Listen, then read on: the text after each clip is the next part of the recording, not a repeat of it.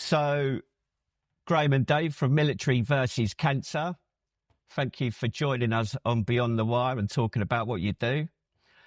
I looked up a statistic. 1 in 2 people will have some form of cancer in their lifetime.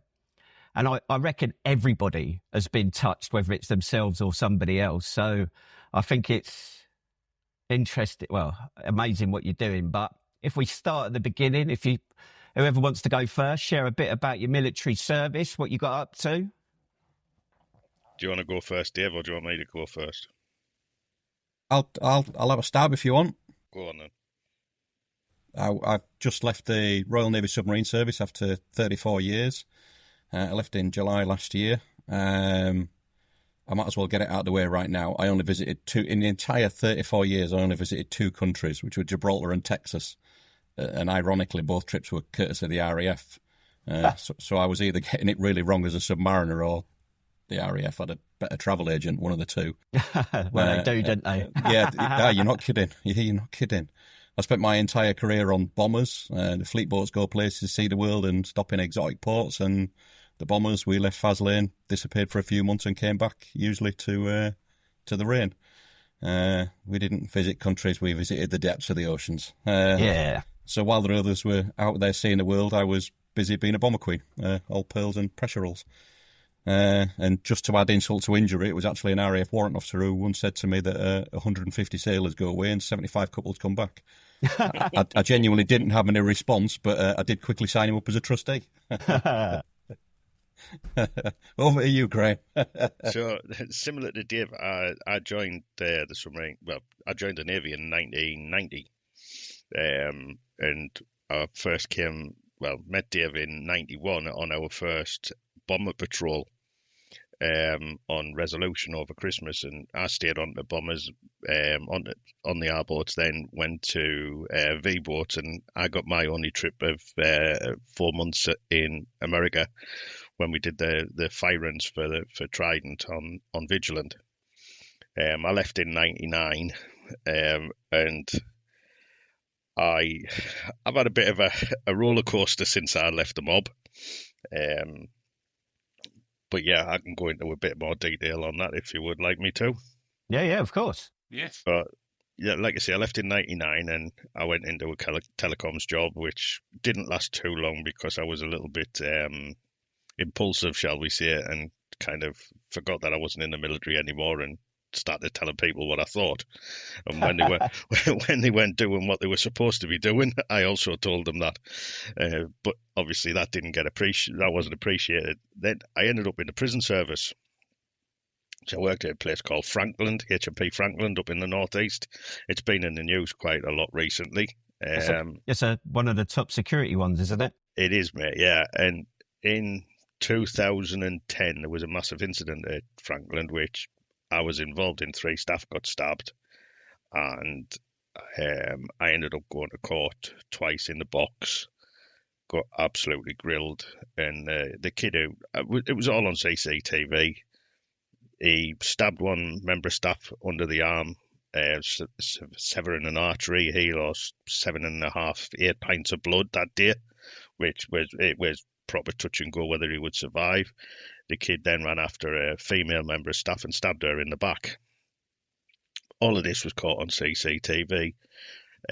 We got him down, took him away, all the rest of it, and it ended up in court and he got found not guilty. Bloody hell. And that was kind of, I had my kids in 2010. My son was 2, my daughter was 8, and I was just like, my head went. And I ended up in counselling and in a bit of a state, if I'm being honest. And yeah, once the court case was done, I was just like, right, I need out of here. And I went offshore for a little bit of time, then came back to communications, realising that I had to watch me P's and Q's and what have you. And that's been me pretty much since 2016, 2017, up until now, really. And it's been a bit of a rough one, but we're in a good place now. Yeah, that's good for sure. And I think we can all I certainly can, and I'm pretty sure Steve can relate to that.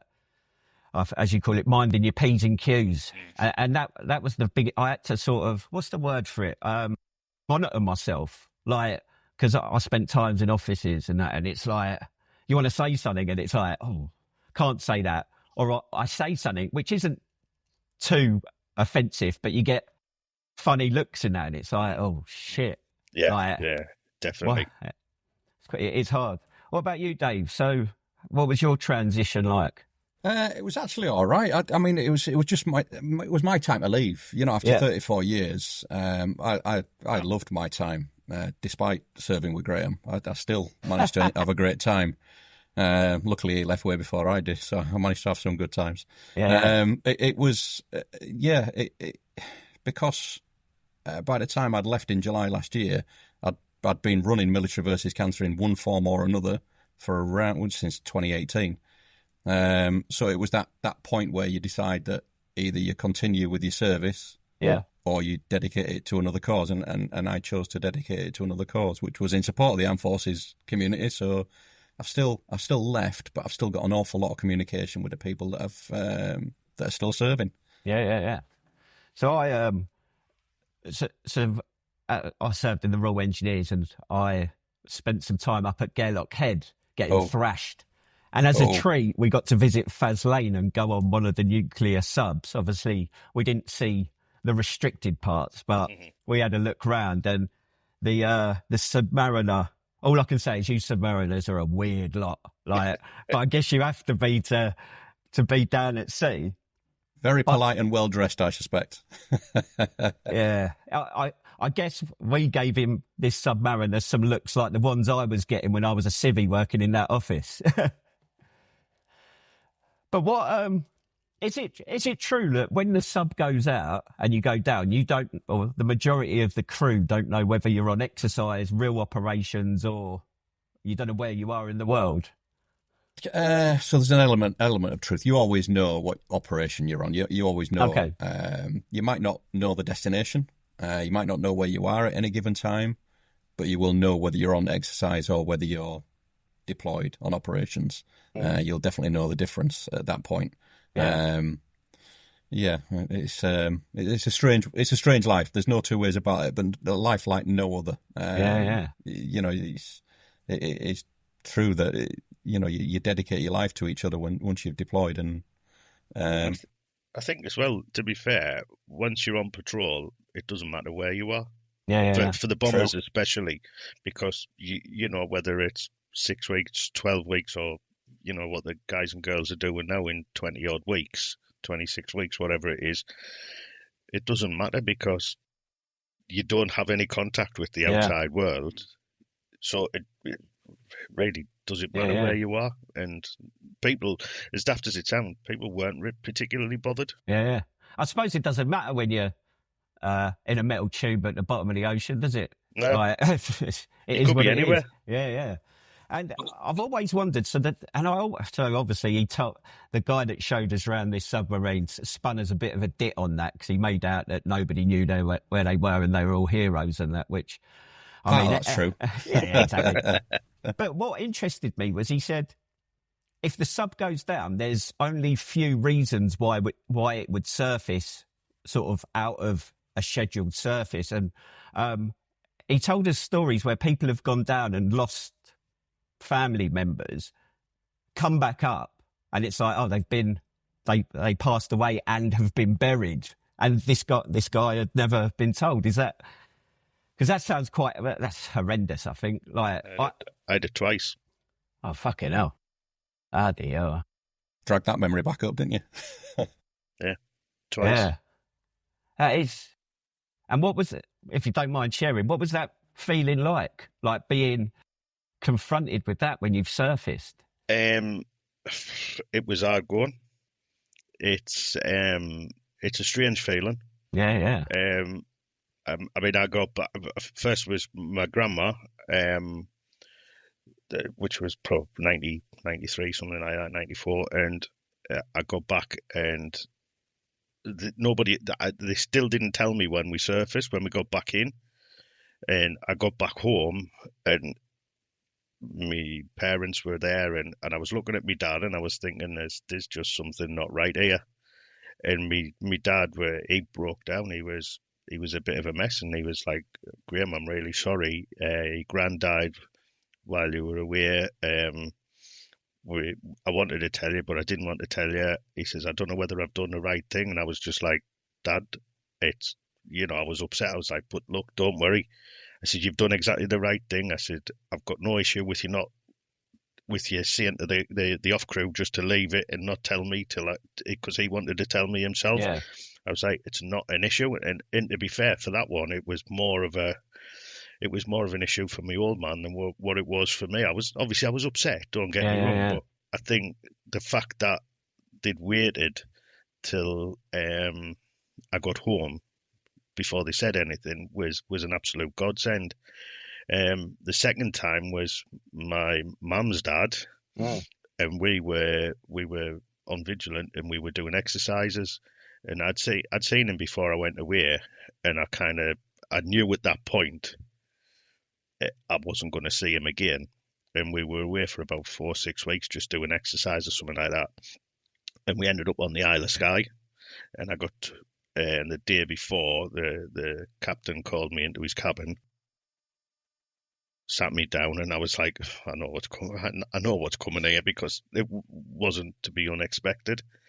Sat and had a chat with the captain. Then the day after, he said to me straight away, "Right, you're off tomorrow," and got back down home. And I think I got back down in time for his funeral. Yeah. But it's just one of those. It was one of those things. It's hard. But it's sometimes I found it easier for my dad to tell me rather than somebody who who I was serving with, if I'm being honest. I guess. Sorry, Steve, go on. I was just going to say, the submariners, they get paid, I think, a lot more than anyone else in the armed forces. Is that, what is that payment for? Is it for things like that, to compensate it, or is it because is it a danger pay? What is the actual payment for?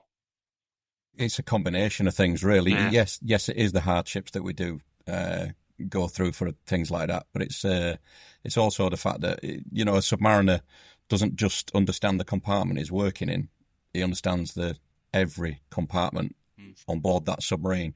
He understands every single piece of kit, how to isolate it fully, how to operate every piece of kit on board, and it's just an understanding of how to fight, really, how to fight the submarine, how to keep it afloat, and how to support the mission. What's the shift pattern? Because I heard it was 6 on, 6 off. Shocking. Yeah. 6 on, 6 off. I mean, there's various shift patterns on board, but generally speaking, it's 6 on, 6 off. And when you're talking that these submarines are going away for anything up to 6 months now, and that's without surfacing. So I've seen both sides of the coin, really. I've been that on board and sailed on board these submarines, but I've also operated in within the agency that supports the submarines and provides all the information to them. So I've been the one that sent that horrible email, so to speak, although it's not an email, it's a signal, to the commanding officer of the submarine to say that one of your ship's company has got some bad news coming, and then it's up to the commanding officer to hold on to that information for how long, and it's up to him to decide how that information is delivered to that individual. So there's a lot on his shoulders or her shoulders. I guess as much as Steve and I being in the army, having been served in the army, and obviously like submariners are a bit of a novel species to us. When I'm just saying, thinking about it, and deploying to Afghanistan's bad enough for 6 months, but to be in that cylinder working in close, like it's like you I guess you have to be a one moving cog, as it were, as a team. Like, what's it like working in that environment? Because from my experience of having a little tour, it is very, very tight in there. It is challenging, isn't it? You've got to rely on everybody, and everybody relies on you. And I know that's across the armed forces, but if you're 200 foot under the sea, you've been away for 6 weeks. you're feeling a bit down, you need somebody to pick you up. Yeah. And that's the biggest thing. And, I mean, I look at myself and Dave.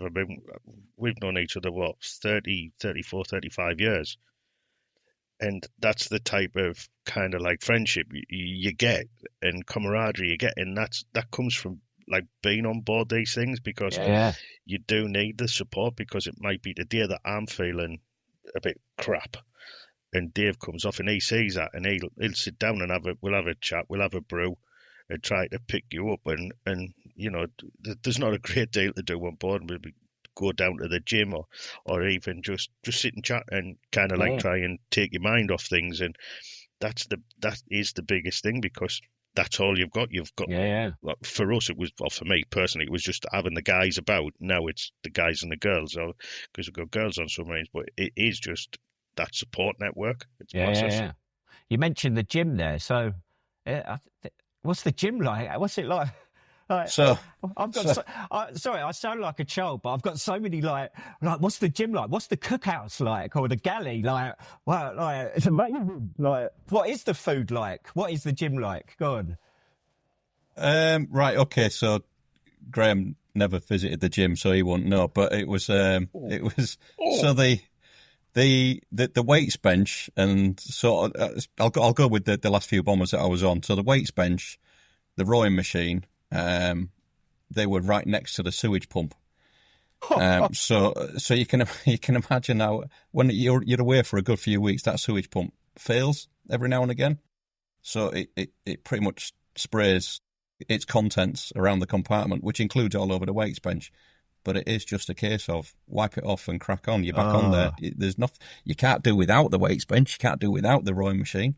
So it's just a matter of crack on and just put up with the smell for the next few days and get on with it. But down on it's like on level 4 on the submarine. It's you've got all your running machine, stepper, Versi climber. It's all there. Yeah. As to whether you choose to use it or not, but you've got to do something to take your mind off where you are. Yeah, I bet you have. So is there like I don't know, like a social area? Or notice the silence.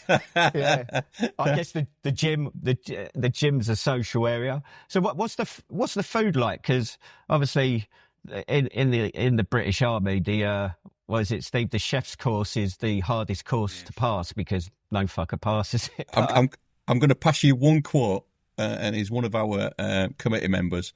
And I used to get sick of him saying it, but it's quite amusing now. He said he's here to sustain life, not promote obesity. And oh, geez, did he stick to that, by the way? Yeah. Or his other well-known phrase, one fucking sausage. Yeah, we had that in the army. I think that's twice service. Yeah. So, yeah, the food was actually all right. There just was never enough of it. I'd say these days, when they're going away for 6 months at a time, I can't imagine what the food quality is like. Yeah, I bet. Yeah. So, are there any standout moments for your times in? Again, notice the silence. Yeah, bombers. I'll tell you, for me, there is. There's one for me, and that was getting me dolphins, passing my part 3, and going into the wardroom. I think it was the wardroom we went into, Dave, and being presented your dolphins. You get your dolphins in a glass of rum. Drink the rum, try not to swallow the dolphins, and that's when you become a qualified submariner, and that makes your life so much easier on board because you're then allowed into the mess to watch the movies. You don't have so you did get a social area. yeah, something like that. But it made life a lot easier. You weren't expected to be constantly tracing systems, learning how things work. You then concentrated on your partnership, if you like, and you just got on with your job. I think that was probably the crowning moment for me. And how long does it take to get your dolphins? It took about 8 to 10 weeks of the patrol. Yes. Yeah. I think for me, I think the standout moments are the part where it's kind of gone wrong. and it's one of them where the ship's company comes together to save everything. And I think one of them standout moments for me was when we had a fire on board. And you get a fire on board a submarine, you've got 2 minutes where, and it's just that 2 minutes where it's either going to go really well or it's going to go really, really wrong. Yeah. And it was just, we had staff on board that were training us at the time. And it's that transition between, you're all tired, you've been up 18, 20 hours, and, this staff are on board and they're creating fire, flood, famine, all that kind of stuff. But when it happened for real and we had a real fire on board, it was that transition of the ship's company that turned from a training scenario to it's real. Yeah. And it's get out of the way and let us do his job that we know how to do. And it wasn't that, and I'll talk about the guy. So the guy who was right at the forefront of the fire, he was actually right in front of it with the firefighting equipment, was Sean Gibney. And I was next to him, and we, the ship's company gathering to provide all the firefighting equipment to him and get that fire out, because, it's not, you're not just going to lose a piece of equipment, you're going to lose lives. So it was just how you all work together. But I will mention Sean Gibney a little bit later on, because he's one of the reasons Military versus Cancer ever came to be. So I think I've got a newfound respect for you guys. I won't be too easy to slag you off in the future, because there's long left on this podcast yet. We'll soon sort that out. Yeah. So you both leave the forces, well, the Navy. Well, saying that, you hadn't even left the Navy, had you, Dave? Because you mentioned that you'd had. So tell us the story about how the beginnings of veterans Military versus Cancer came about. It was just that combination of losing so many family and indeed Sean Gibney. So around that 2017, 2018, and I think everyone reaches a certain age and you start encountering cancer. It was to me, it was 2017, 2018, and I lost 8 members of my family to cancer. Bloody hell. But on top of that, we lost we were just in the process of losing someone to cancer, and he wanted to, and it was Sean Gibney, and he wanted to make sure his family was looked after. Yeah. So we organised an event in Wigan in 2018, I think it was, Graham. Yeah, in 2018 in Wigan, and we just got 80 lads together, 80 submariners came together, and we raised some money. We created a ball. We raised some money during an auction, some donations in support of his family, and it was that where we had a meeting and we said, do you know what? We can do better. We can do something here. And it was from there that we decided that we'll raise £100,000 and donate it to well-known cancer charities. So we set off on a bit of a challenge as a fundraiser to raise some money to try and make a difference. So did you raise the 100k, and did that got donated to cancer charities? Did it? Yeah, we split it between the two. We gave them £50,000, or just under £50,000 each. It was. But it was there when you, the curiosity of the military personnel, it's like, I kind of want to know where that money's gone. I want to know, I want to be able to tell the people where the money's gone. And I just thought we could do better. And it turns out we can't do better, but we can do something different. So we went on the journey of creating Military versus Cancer as a registered charity to support the military personnel that were making the donations in the first place. So that's what we did. And 3 years ago, this month, and probably in the next couple of days, or round about now, 3 years now, we've been a registered charity supporting military personnel, but then we opened it out to veterans, and we've opened it out to the families of all the above. So it's come a long way in a very short space of time. Yeah, that's brilliant. And what were, during that journey of setting up the charity, what were some of the challenges you faced? Well, the biggest challenge was the Charity Commission. Not just the Charity Commission, but it was the Charity Commission during COVID. Okay. The Charity Commission don't make it easy to become a charity, which is possibly how it should be. But we were we got to know a Portsmouth MP, Stephen Morgan, really quite well, and he stepped in with a level of support and helped guide us, and he was one of the reasons why we actually managed to get across the line and become a registered charity. But again, with becoming a charity, there's nothing that a little bit of military stubbornness and a few spreadsheets couldn't handle. We were built from the ground up and faced lots of challenges, funding, logistics, trying to explain to people that we're not just a military charity or just a cancer charity, but something that's in between and brings both worlds together. And trying to do that without a huge team or a PR budget. Yeah. And that's the thing, isn't it? Because your likes of your British Legions and that, they have this big machine that can do all that for you. So who were both you two involved from the beginning of setting it up? Who else? Did you have anyone else around you supporting? Obviously, you mentioned the MP, but... So to be fair, I was kind of pretty much I wasn't particularly highly involved at the beginning. My involvement came probably 3 years ago now, Dave, do you think? Yeah, a little bit longer, yeah. So about 4 years ago, me and my wife split up, and I was kind of like, I was needing something to get myself into. Yeah. And my cousin, he does a lot of hill walking, so I had comically said to him, fancy doing the Yorkshire Three Peaks? I'd done no walking, I'd done no training. It's like, fancy doing it? He's like, yeah, but you need to do a bit of training, fat lad, because you're not doing it like that. So we did, and I was talking to John one day. We were out in the hills, and I says, "Oh, we'll do this. Me and you will do it." And I said, maybe we could try and get sponsored, and we'll raise a little bit of money. And I was like, I know who. I'll speak to Dave, and we'll raise a little bit of money for Military versus Cancer. So that went from, I had a conversation with Dave. Dave said, yeah, I'll jump in with that.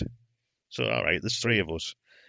So we put a little post onto Facebook, and the three of us went to 30, 36, 38 of us doing the Yorkshire Three Peaks. Yeah. And kind of, that was where my involvement came with. We did then the year after, we finished the Three Peaks, and the guys were like, so what are we doing next year? I was like, oh, Christ. So we ended up the year after we did Loch Lomond. So some people walked the length of Lomond, some people canoed it, and some people did half of that. Similar again, right? What we doing next year? I'm like, shit, I'm going to run out of ideas here. So we had a bimble round the Peak District last year, and on Thursday we're starting Hadrian's Wall. So we're walking from the east coast to the west coast. Well, I'm not, because I'm not that daft, but I'm still a fat lad. Yeah, I can take both of them. But yeah, so that's kind of like this year, and I've become, I've stepped up. What was it, beginning of was it this year or last year? I can't remember. To take over the events committee, so we have a bunch of people, volunteers who try and raise as much money as they can. So that's kind of like my involvement at the minute. So you mentioned there that you're starting a Hadrian's Wall fundraising challenge. Just tell us a bit more about that. Yeah, so on Thursday morning, we're all mustering at a place called Broomley Grange, which is just off the A69 up at Hexham. And then we're going to jump in transport down to Wall's End, strangely enough. And there's going to be, I think there's 22, 23 of us setting off. We're going to do the full wall over 4 days, 22 miles a day. On Saturday, there's another 7 or 8, maybe 10 people joining us to do a 1-day walk on Saturday.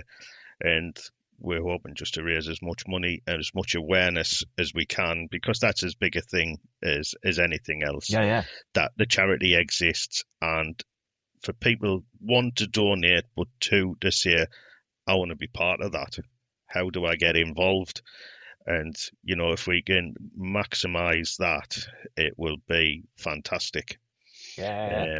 And it's all about supporting the guys and the girls who are serving or who have served as well. So it's very important to get that message out. Yeah, of course. I mean, so as I said, I'll put all that on our social medias, and Perfect. I will keep plugging it, because do you know, I think when the email came through and I saw it, and I was like, so I think I replied. So my father-in-law was RAF police, but we'll forgive him for that.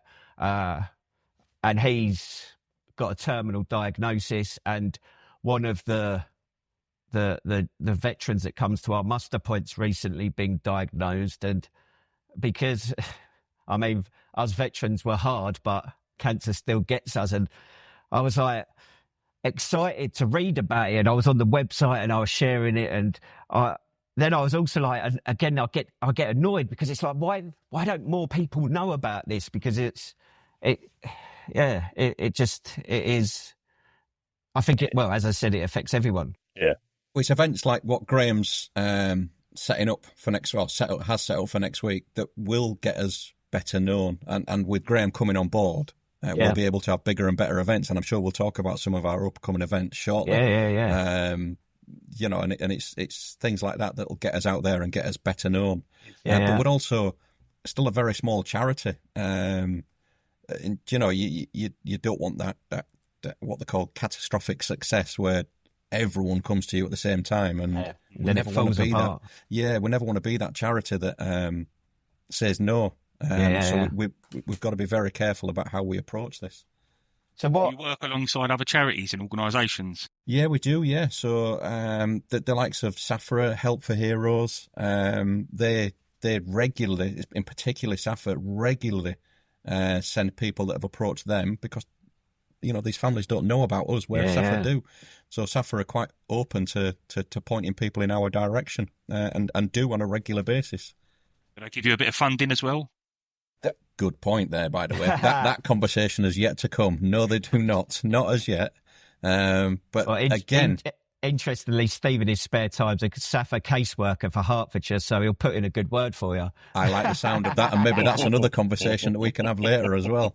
But that conversation is coming, because we do support everyone together. I'm sure they will. You know, SAFRA and Military vs. Cancer work very well together, but it's also understanding that we are very small. So a little bit of help goes an awful long way, especially since it's in support of the people that we support. Yeah. So what?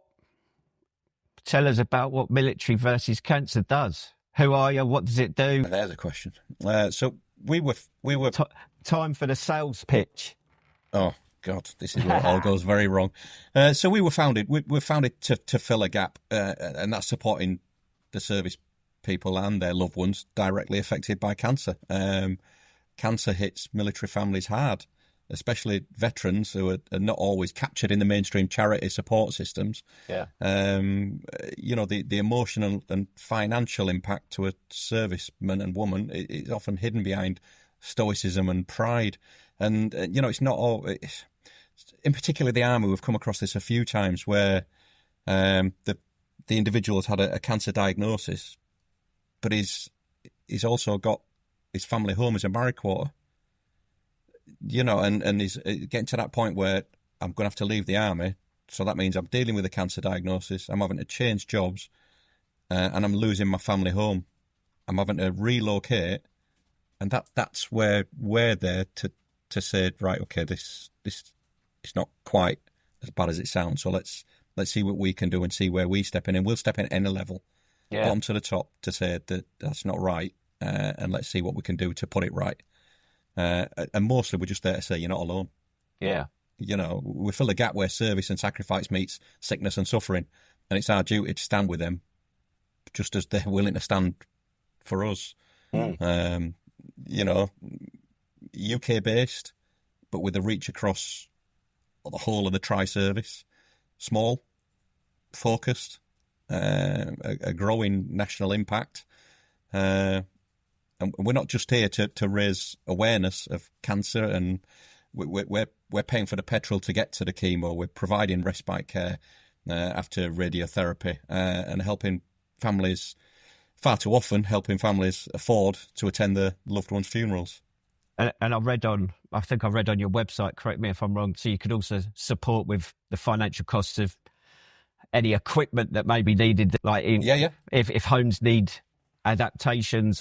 I mean, I sound a bit naive because I guess cancer does take you there. Like it can be debilitating to that extent. It really can. I mean, one family, I'm always going to keep on reminiscing about the families we've supported in the past. One family, the gentleman didn't have long left and he just wanted some, in fact, two families recently, same kind of scenario.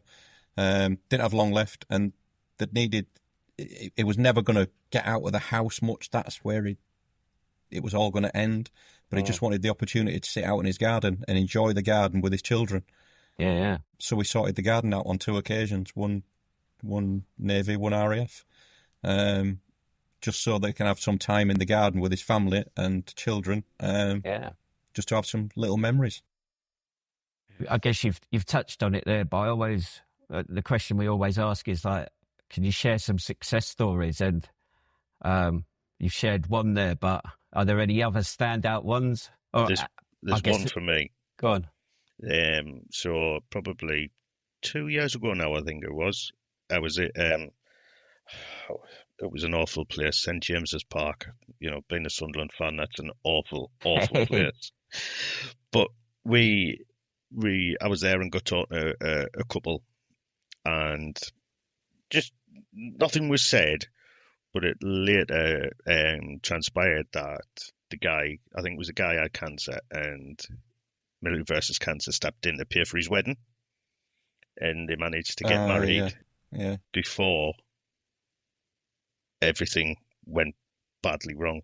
Yeah. So I think that was one thing that always stood out in my mind, and that has done for a couple of years, where, you know, as a direct effect of me speaking to somebody, at that point I was, you know, just a volunteer, just there helping out, manning a stall and selling the charity, and we were able to help those people, you know, get married. And it was quite an emotional thing when I found out that we'd managed to sort that. Yeah. That's brilliant. And I was just thinking, it must be such deeply emotional work that you guys do.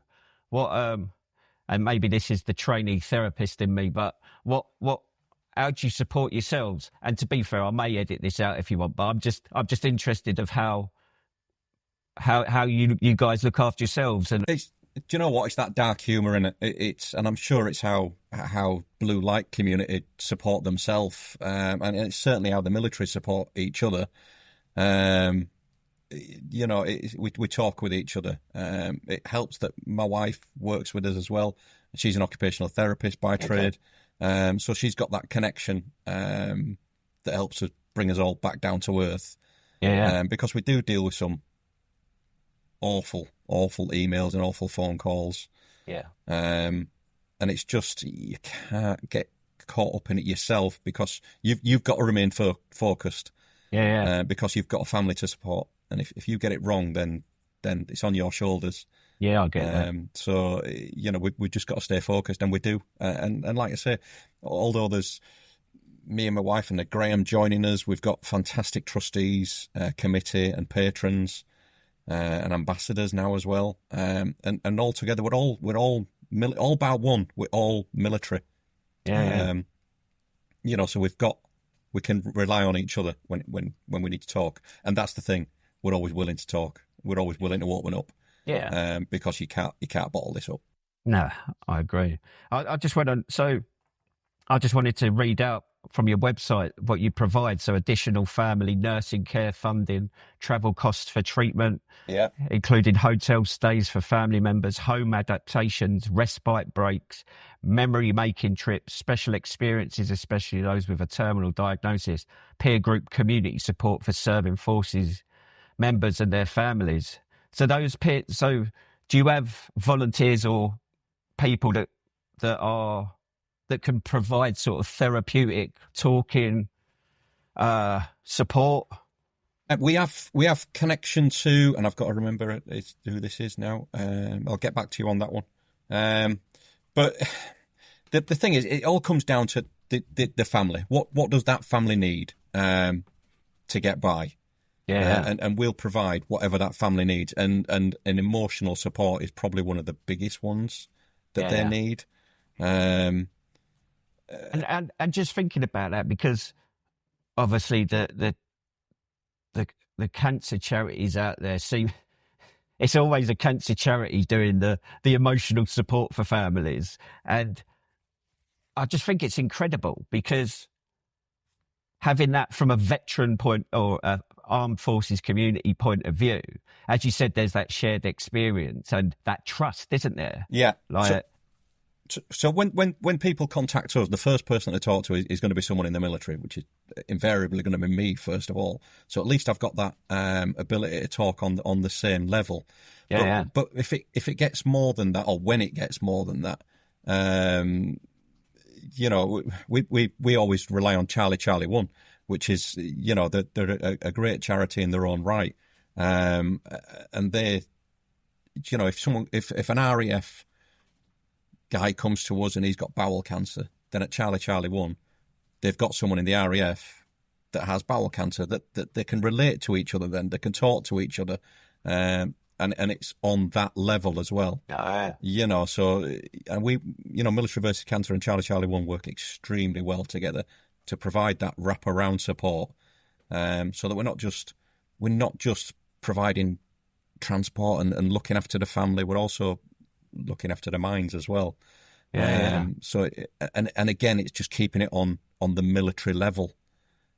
So we do genuinely understand. We might not always play well together, but when it comes to this, we play extremely well. And we're all out for the same thing. Yeah, exactly. So in terms of somebody listening to this that may have cancer themselves or have a loved one that served, what's the process from, say, obviously I'll put the link to your website and the phone number in the show notes and share it on social media, but if I picked up the phone to you tomorrow, what can I expect? All depends on the individual. All depends on where they are in their cancer journey and what they want from us. And what we can suggest to them as well. We're small enough to act fast, but big enough to make a real change. Excellent, yeah. And it's that big one. It's that if you don't want to pick up the phone, then send us an email. You don't want to send an email, talk to your oppos and get one of your oppos to get in touch with us. But the important part is that someone gets in touch with us to say that someone's struggling. And at this stage, you might not be struggling. You might have it all in hand, but talk to us anyway. We get so many, a typical military, innit? We get so many people that ring us up and say, I've got cancer, I don't want anything from you. Do stuff for you, because I can open up doors that you can't now because I'm the one with cancer. So let me help your charity. And that's just military through and through, innit? Just thinking about learn from their experience. Yeah, and we really can. And again, it's just that working together, but it's the picking up the phone. Pick up the phone, talk to us, email us, contact us, anything, and let's talk to each other and see what we can do together. Do you know what? And I'm always fascinated by the help that people give us. About 2 years ago, a gentleman approached us at one of our stalls down at Collingwood, and he's an ex-army guy, done very well for himself, and he owns a property in the south of France. And he said, look, what I'm going to do is I'm going to open the doors, because on the property there's a gîte. And he said, I'm going to open up the doors to Military versus Cancer so that your beneficiaries can come and stay with us, and they can relax and have a think about where they are and maybe bring some family with them. And that's just typical of the stuff that we deal with, military wanting to help military. Yes. So I guess what I'm hearing is just phone the number, and if you can't support directly, you'll endeavour to find somebody that can. Yeah, absolutely. I mean, we were approached just 3 weeks ago, I'd say. An elderly gentleman, his daughter had got in touch with us and said, look, he just wants the opportunity to steer a ship. It's his last opportunity. Yeah. Now I'm not happy, but that's just one thing that we didn't manage to do. He was just too far advanced with his cancer. But what we did manage to do was give them a fantastic send off and give the family something back as well. And it was one of our trustees, Dave, the chef, that stepped in and really made the funeral a little bit more special. So we could help in one form if we couldn't help in the form that the family wanted initially. Yeah. Amazing. Do you So what- do you verify Steve. people? Sorry, do you verify people's service? Yeah, What- we verify people's service, and so it's the two things we do verify. That we verify people's service and verify that they have a cancer diagnosis. Again, it's just, you know, we have to do things by the book. Yeah. That's good. But it's the two things that we can do very, very quickly. If they're already serving, you know, we've got people in our organisation that are serving, so proving their service is very simple. Proving service of veterans, a little bit more complicated, but can be dealt with very, very quickly. Yeah. So what about the other side of that, of people that could be listening to this that want to support? I mean, obviously, apart from the old Bob Geldof, give us all your money, but what sort of support would help? Graham, jump in any time on this Yeah. one. But I suppose from my point of view, you know, I mean, with events is getting involved with the events. If you see something, you know, that the events are being run, get involved. If you come up with an idea, speak to me. I will. If we can make it work, we will make it work. You know, there's been stuff in the northeast, there's been stuff in Scotland. We will try and get further down south because we need to get people. We need to spread the word. So if somebody comes to me and say, Graham, I've got this idea, I want to do, I don't know, whatever it is, I'd say, right, okay then, let's have a conversation, let's get involved, see if we can get this. Can we get enough people? Do you know enough people to get involved in this? And we will spread that word and we will get there. You know, it's all about engagement. Yeah. It's you know, and I think once people start to realize that it's there, then we can not make more money, but we can get more money into the charity there to get it to where it needs to be. There's so many ways that you can get involved with military versus cancer, and you don't need to be military. You don't need to have had or have cancer. You just need to care. Yeah. We're always looking for volunteers, whether it's helping at events, selling raffle tickets, shaking a bucket, or just making a coffee, which, by the way, is probably the most powerful weapon in our arsenal. Exactly. But you know, you can fundraise. People run marathons, bake cakes, climbed mountains. If you've got an idea, then Graham will back you. Yeah. Businesses can get involved too, sponsorship, in-kind support, even just helping us spread the word. We don't want to work with companies because it looks good on a CSR report. We want to work with people who actually care. Yeah.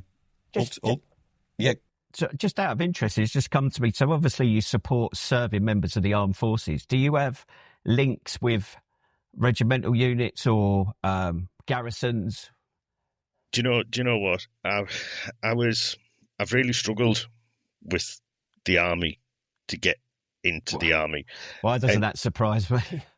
Do you know, I wasn't going to say this, but I was at the Military Veterans Football VE Day tournament in Sunderland about 3 weeks ago. Yep. And there was a bunch of tankies there. Yeah. They're Chris stage Bryant. mates. Yeah. Chris Bryant said he spoke to you. Terrible haircut. Yeah, and yeah. And the guys were milling around. I was talking about military versus cancer, and they actually said to us, "Oh, we'll put you in touch with a couple of guys about a podcast." And I said, "All right, okay then." And we got talking, and it turns out it was you guys. And I said to them, "To be fair, we've already got an appointment a meeting in to speak to the guys." And do you know what it is? At that point, they all became interested. Yeah. It was like a switch that was flicked. And I don't mean that disrespectfully to the guys, but once they knew that you guys were involved, it was kind of like, right, all right, okay. That sounds interesting. What can we do? Yeah. And I just thought it's breaking those barriers down. Yeah. And that's the biggest thing. And if from doing this, if we can break those barriers down, if we can get into these guys and say, come and see what we do. Yeah. You know, come and see what we do. Come and have a laugh with us, because Hadrian's Wall will be a laugh. It's going to be hard going, but it will be a laugh. We aim to have a laugh. This is, we want everybody to enjoy the experience as much as raise money and everything else. It's about enjoying and seeing what Military versus Cancer can do, and possibly hearing about some of the cases that we deal with and all the rest of it, and think, hang on, I want to be part of that. We've just joined COPSIO as well, so the Confederation of Service Charities. So we are now, as of, have I told you this, Graham? As of no, just Do you two talk? He talks at me. That's what it is. Just as of last, I think it was Friday, we became an official military charity. So that's going to open up doors. More people are going to know about us. And like I say, the events that we've got coming up, horrendous, some of them. So the events that we got coming up are fantastic. So it will open. Yes, we've got a couple of people who regularly listen and get involved, and they do charity work. They do fundraising. So we'll pass your details on to them, and I'm sure they'll challenge themselves.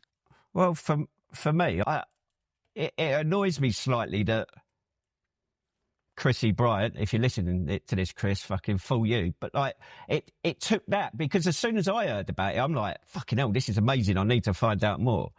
So I'm going to try all I can to just spread the word, because Brilliant. I just think I think it's needed without a doubt. Yeah, the King's got cancer. The King's a veteran. He's got cancer. It affects everyone. Yeah.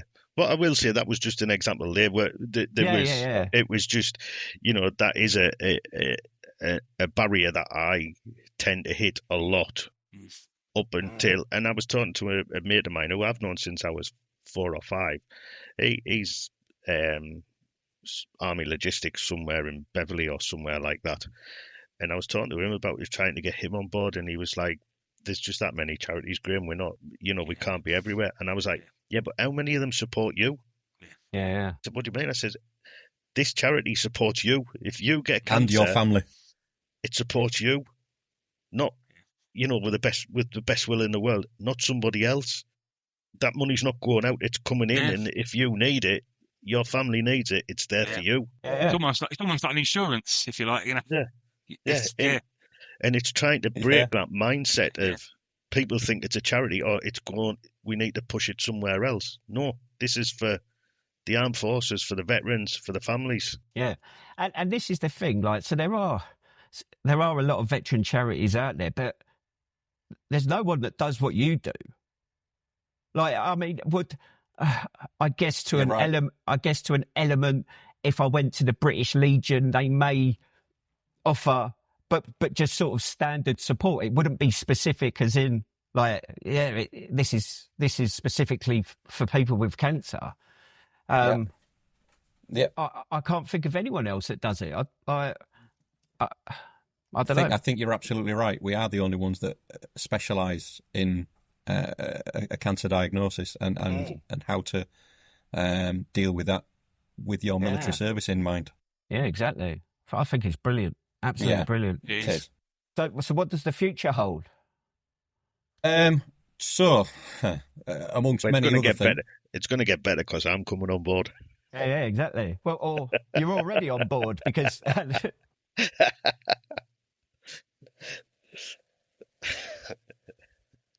So obviously you mentioned the Hadrian's Wall event, which will have already started and probably completed by the time this goes out. So God knows how you're going to be feeling, Graham. You might be knackered listening to this, but what else? What else is in the pipeline? Events-wise, Graham, you're the events. So do you want to cover the events? We'll start with events, and then we'll ask the top man where the charity's going, in which direction. I can't answer everything. Yeah. So you like you said there about Hadrian's Wall and taking a rest after that. Well, that's not going to happen because we've got a charity rugby match at Kingston Park on the 21st of June, which we will be running with the planning on that. So that's UK Armed Forces versus North East Select 15, both women and men's games. And that's free to service personnel and their families, because it's an Armed Forces weekend, Armed Forces celebrations, Armed Forces Day celebrations. Yeah, so basically, we get back from Hadrian's Wall on the Sunday evening. We've got a meeting on either the Monday or the Tuesday to start getting the final bits of that jigsaw put together. Yeah. So that's kind of no rest for that. Then we've got a little event happening two little events happening in September. There's a field gun pull from Land's End to John O'Groats. Bloody hell. Who's doing that? Madmen. Yeah. Bloody hell. Any willing volunteers. Excellent. You're talking over 1,000 military. It's going to take over 1,000 military personnel to make sure that happens, and not just that. Obviously, it's the support of industry as well. Without industry, we need industry to back us on this one for the field gun pull. We're talking 1,000 miles and 1,000 military personnel on the public roads pulling a 1-ton Boer War field gun.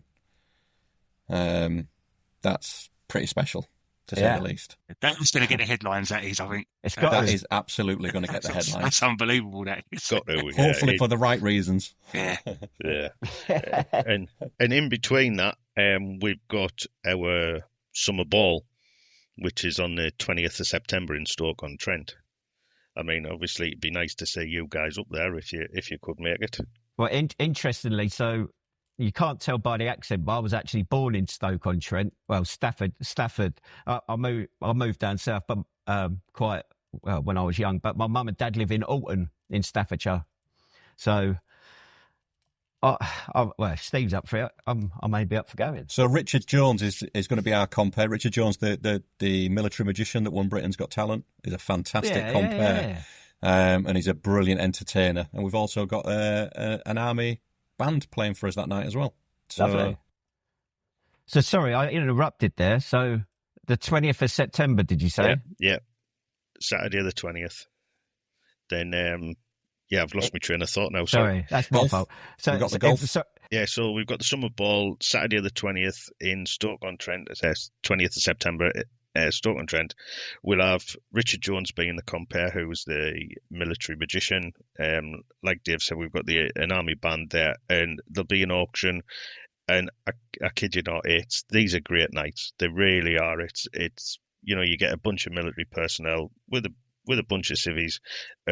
Everybody gets on well and has a great night. And we tend to raise quite a lot of money because people have a few beers, a few wines, and start chucking money about, which is ultimately what we're after.